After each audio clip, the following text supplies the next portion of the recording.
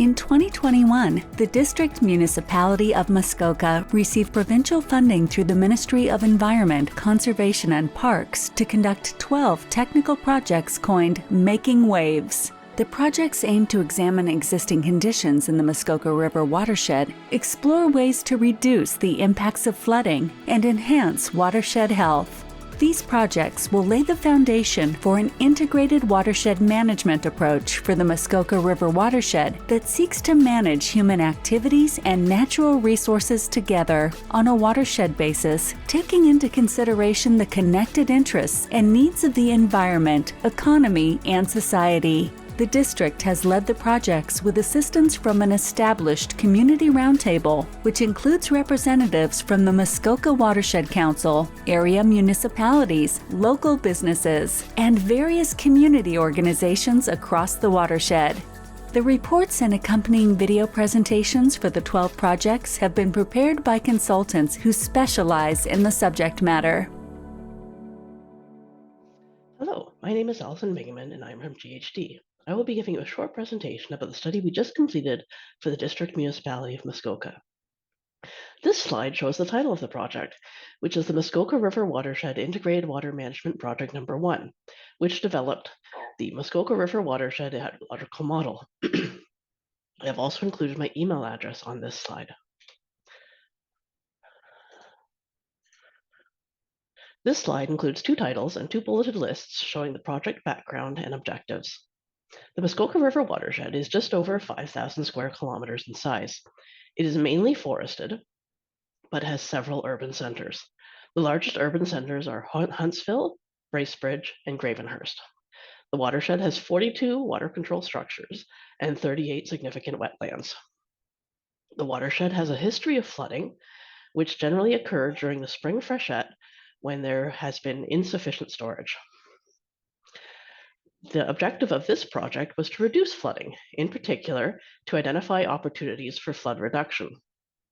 The first opportunity was for structural modifications to the dams, either in their operation or changes to the dams themselves. The second opportunity was for natural ecosystem flooding solutions, such as constructed wetlands. This slide includes a title and a figure describing the stages of project execution. The first stage was data collection.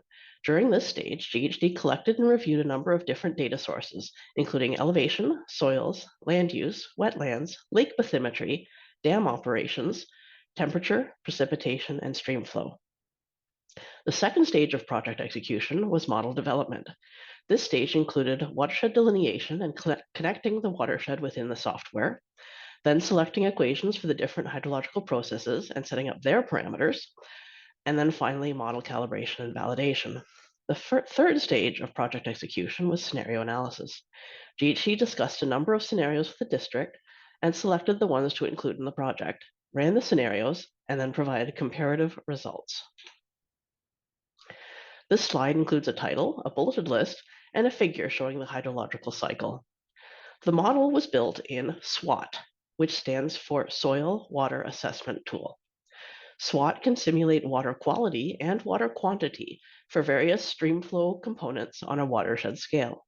It can also predict the impact of changes to the watershed on stream flow. The model includes the following hydrological processes: snowmelt and accumulation, evapotranspiration, infiltration, reservoir operation, groundwater flow, surface runoff, and stream flow. The model does not calculate water levels or flooding extents.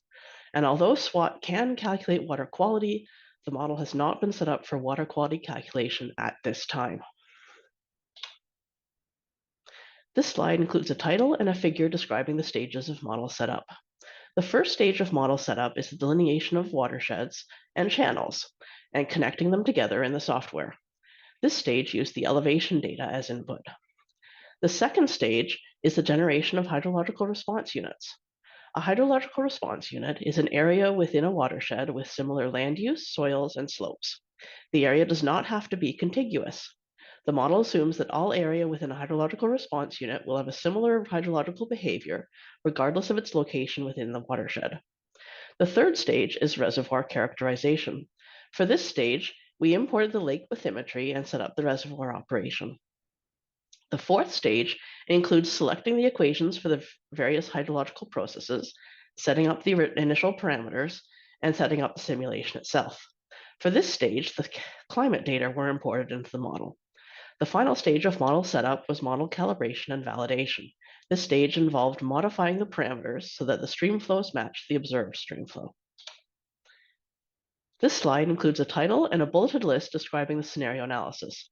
It also includes a map of the Muskoka River watershed showing the locations where stream flow was compared for the different scenarios. The purpose of scenario analysis is to compare the existing conditions to potential future conditions. It allows the user to explore the possible impacts on stream flow caused by changes to the watersheds. Areas of key importance can be identified, along with other topics or areas that should be studied further. For this project, several categories of scenarios were studied, which included climate change, development of each of the urban areas, wetland enhancement, deforestation, extreme events such as storms and forest fires, and flood mitigation. This slide includes a title and two figures showing the relative changes in peak flow or average flow for different scenario categories. The scenario analysis indicated that there would be relatively small changes in peak flow and annual flow due to wetland increase, deforestation, or developing each of the urban areas to their full extents. Even relatively large changes in wetlands and forests produced relatively small changes in peak flow, up to a 3% change, and average flow up to a 10% change. In comparison, the projected changes for the climate change scenarios are much larger. For peak flow, the changes are between 5 and 30% reduction in peak flow, and 45 to 67% increase for annual flow. Since climate change was the largest factor analyzed in the scenario analysis, we will describe it further. This slide contains a title, a bulleted list describing the climate change scenarios, and three figures showing the changes in precipitation and temperature. The scenario analysis includes 5 scenarios. The first 3 scenarios incorporated 3 different projections taken from global climate model data for precipitation, dry, median, and wet, combined with the median projection for temperature. The fourth scenario used the wet projection for precipitation with historic temperature. The final scenario included a coincident spring melt. Historically, spring melt has proceeded from south to north across the watershed.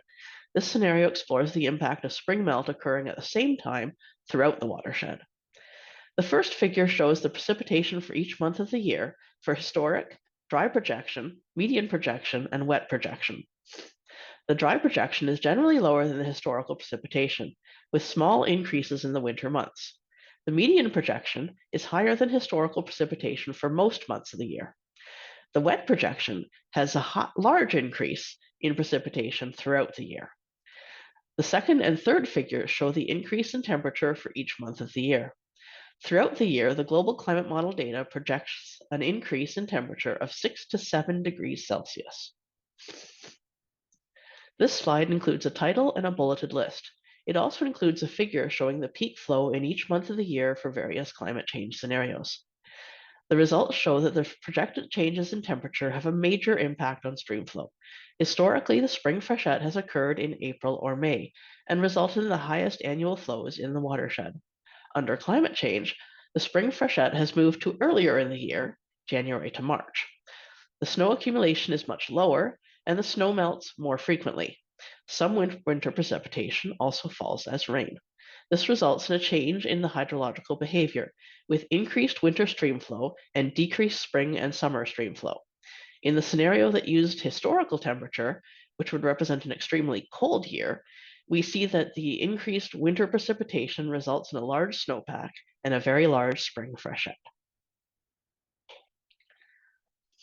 This slide contains a title and a bulleted list.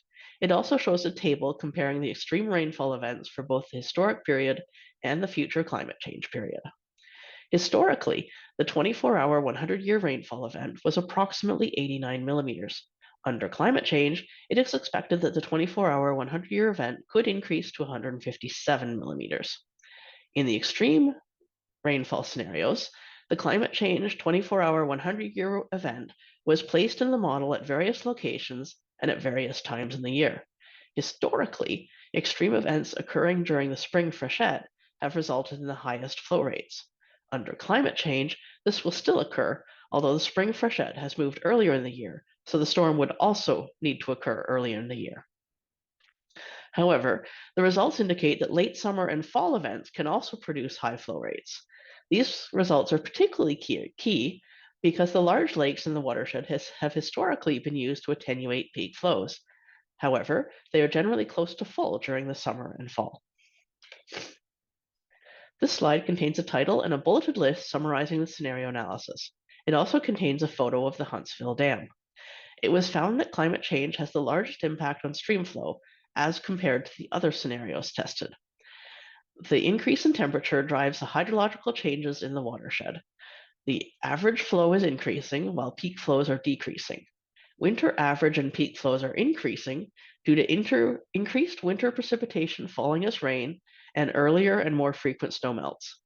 The summer storm intensity is increasing, leading to higher vulnerability to flooding in the summer and fall. There is also a possibility of significant flooding during cold years, although altogether, these changes may result in an impact on dam operations. This slide contains a title and a table summarizing the scenario analysis. It also contains a photo of the Bala North Dam. For the other scenarios, it was found that wetland enhancement and deforestation have a low impact on stream flow in the entire watershed. However, they would have a more significant impact at the local level. As a result, wetland enhancement may be a key tool for reducing flooding at a local level, and reforestation could also be important for summer flow attenuation. In comparison, it was found that the large lakes provided peak flow attenuation and are key to flood mitigation for the watershed as a whole. This slide contains a title and a figure indicating that the development of the hydrological model is one step in a watershed management cycle. The first stage at the top is characterizing the system. The hydrological model describes the existing conditions of the watershed. Following this study, the next stages are to set management objectives, plan the actions to take, implement the plan, and then monitor the system. The cycle will then begin again with recharacterizing the system, including updating the hydrological model. This is the end of the presentation. Thank you very much.